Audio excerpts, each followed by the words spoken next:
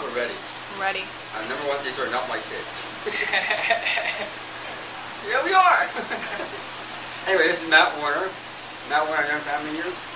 5, 6 years, right? 7? 7 years. To this day, you're still one of my heroes. To this day, and I guess because he leads an exciting life. Although I lead an exciting life.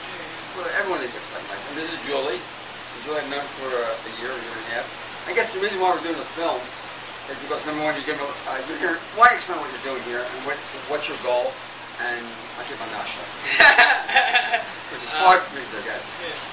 Well, we took a spontaneous trip to this area. We live in Florida, in South Florida, Miami area, and we do projects down there. I still do a lot of the raw food teaching, but I primarily focus on sustainable living, growing organic food, and sustainable lifestyle, alternative energy, stuff like that. So I work with some people down there who are really incredible people who are more inclined with the growing aspect and the gardening and stuff like that.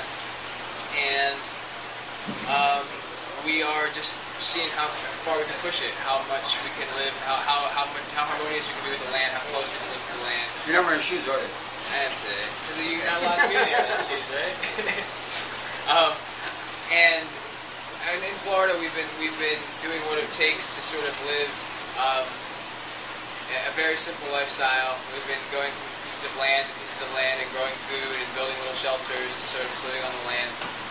And my teaching has sort of gravitated towards this simple, sustainable living. It's gotten off of the food-centric world and more onto living naturally and what does a natural diet mean as far as the context of the whole lifestyle.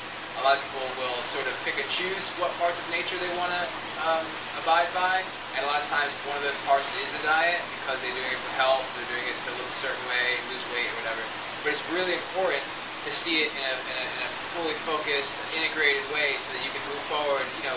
Each part of your lifestyle moves forward in sort of stereo. Because if you just start moving one, then you're just going to sort of get stuck. At some point, you're going to get bogged down. Stuck in a store for another 20 years.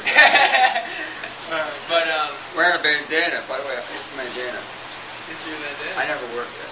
I haven't worked for a while. It's your first time. Yeah. Kind of looks like it's perfect because it looks like kind of like a bandana, kind of like a tape. I got a haircut. Yeah. Good. I didn't. Oh, I did. Thank you. Part of it, and a lot of what I'm teaching is how to. The full scope of nutrient satiation. A lot of people, it's all about these people trying to have superfoods and all these things. How do you get these nutrients? It's a big puzzle, so we do it synthesize the nutrients. We do it in like more of an industrial form. But if you're living close to the ground and you're following the laws of nature, you are getting the nutrients that are so hard to come by with food. You can't it's called like natural hygiene. Sort of, yeah. I mean, for instance, like B vitamins and stuff. There's no way you're going to hope to attain the B vitamins if you're living that sterile lifestyle, constantly washing your hands, taking showers all the time, not really in the dirt. You got to be in the love dirt. not taking showers. And as an example, one of the things I teach about is one of the staples I think in a natural lifestyle would be a composting toilet.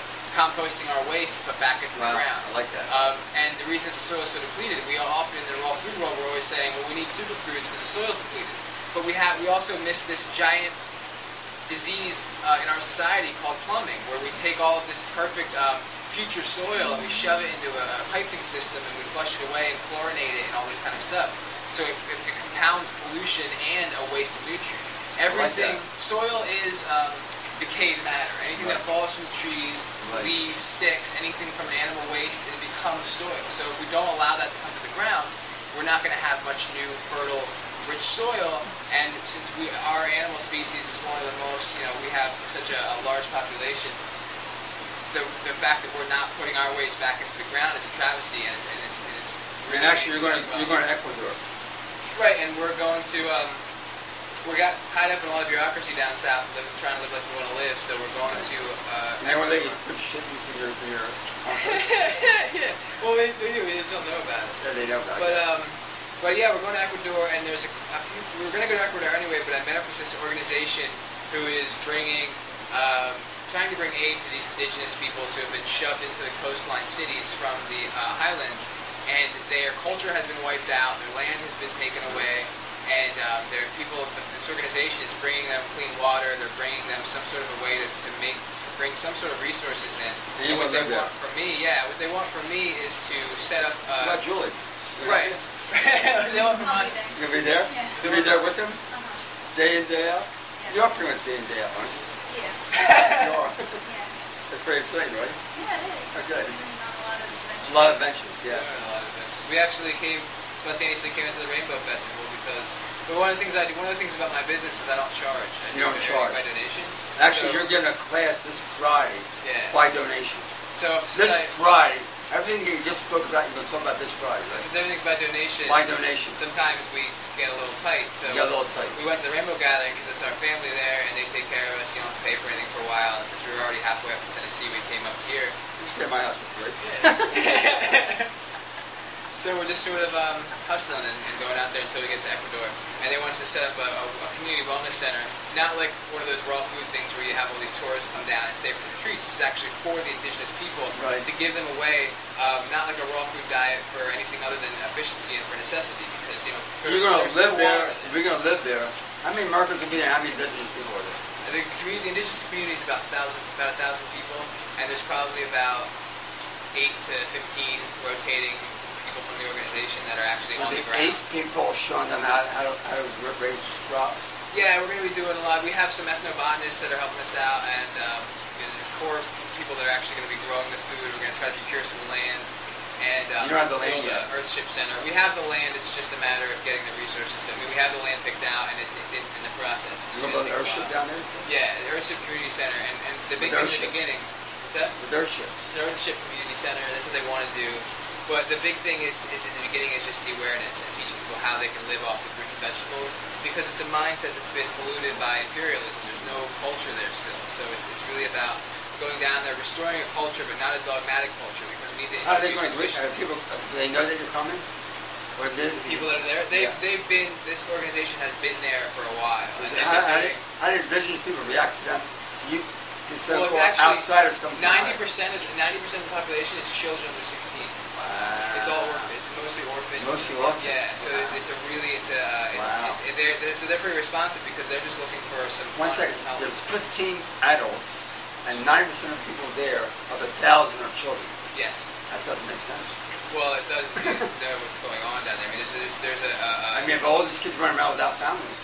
yeah, exactly, and that's why the organization Wow. is there. Wow. Because it's like when you see in lots of countries where there's lots of exploitation. Basically, there's no way for these people to actually get their goods to an outside market, because there's so many in-betweeners who are like, okay, well, I have a truck. You can't get it there without my truck, so I'm going to give you 3 cents of fruit, and then I'm going to charge 25 cents of fruit, and then the other guy's going to charge $1. So it's like they're on the very bottom. They're not even getting enough to cover their labor costs. So it's labor exploitation. It's a lot like what happened with United Fruit back when Che was battling United Fruit. It's a similar kind of concept with all these banana republics. You're speaking this Friday. We're speaking all about that by donation only. Yeah. We're going to talk about your exploits in Florida Yeah. and how you handle everything with the waste material. Waste And management. then Waste management. they're going to talk to about Ecuador. Yep, and everything in And we're going to put this up on video right now. Yeah. What are you going to talk about? Gosh, I don't know. I don't know what I could say after that. Okay. Yeah, but I I'll couldn't be do anything here. without her. Yeah. If I didn't have her, I wouldn't have any organization, and I would have all these ideas, and just be diffused and fall apart. So Right. it keeps me tied together. I can understand that. I know it. I mean, this place is a wipeout. Wasn't this a wipeout? Total wipeout. I had no idea what's going on here. Children playing. It's a big. Anyway, this Friday, At 7:30, right? 7 o'clock. Or 7. Yeah, it's Yeah, 7 7. 7 o'clock. Everybody, Matt Warner is top. Matt Warner is the best. Warner is the best. I love him. I love Matt too. I love them both. Anyway, this is actually my first video about it one time. You're going to put it up today, yeah? My computer broke down. All right. Anyway, we got to get going. Matt, oh, look at I'll see you.